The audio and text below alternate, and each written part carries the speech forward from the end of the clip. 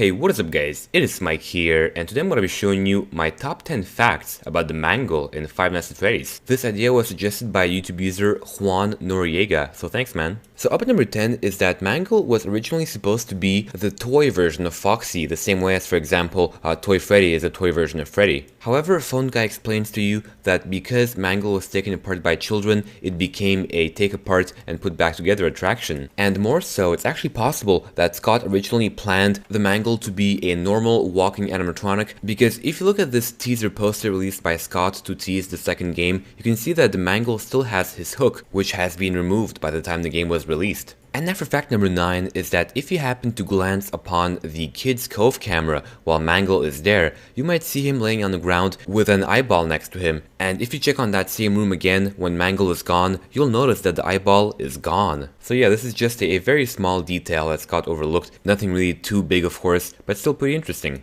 And now for fact number 8 is that there's actually a very small chance that the Mangle might be active on night 1. If you saw my top 10 Foxy facts video, you know that the exact same thing can happen with Foxy in the first game, except in Foxy's case you have to wait a very long time without checking the cameras for it to happen, while in Mangle's case it doesn't matter how much you check the cameras. And now for fact number 7 is that Mangle is actually the likeliest suspect for the bite of 87.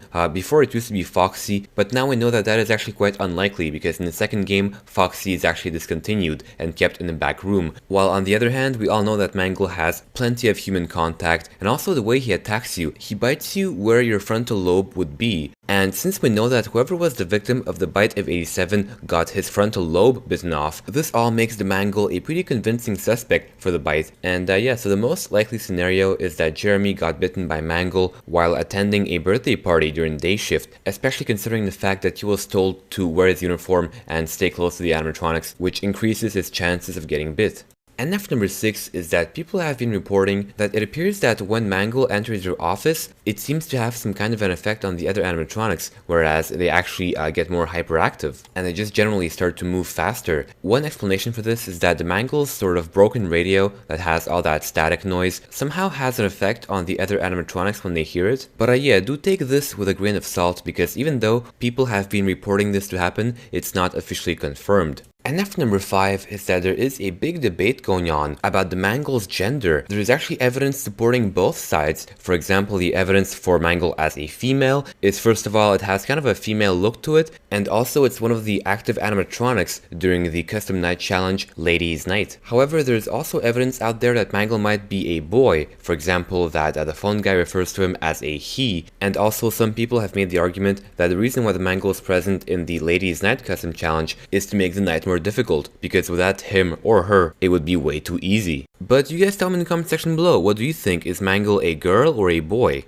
And now for fact number 4 is that if Mangle happens to get into your office, it is still technically possible to survive the whole night if you're very lucky. And the reason why is because the time when Mangle attacks you is completely random, very similarly to how Freddy attacks you in the first game, whereas if he gets into your office, you have no idea when he's actually going to jump scare you. However, this happens extremely rarely, and usually if Mangle gets into your office, you're pretty much screwed. And now for fact number 3 is, have you ever noticed that Mangle actually has a second endoskeleton head on his shoulder? And you might be wondering, why is that? Some people say this belongs to a separate animatronic. However, it is not very likely that he accidentally, got someone else's head stuck on him. And the most probable answer actually is that this belongs to a parrot, and that the Mangle originally had a parrot on his shoulder. I mean, after all, the Mangle is a toy version of Foxy, and Foxy, as we all know, is a pirate, and pirates very often have parrots on their shoulders. And this leads me to fact number 2. It's very probable that Mangle was inspired by Rolf the Wolf and Earl Schmerl.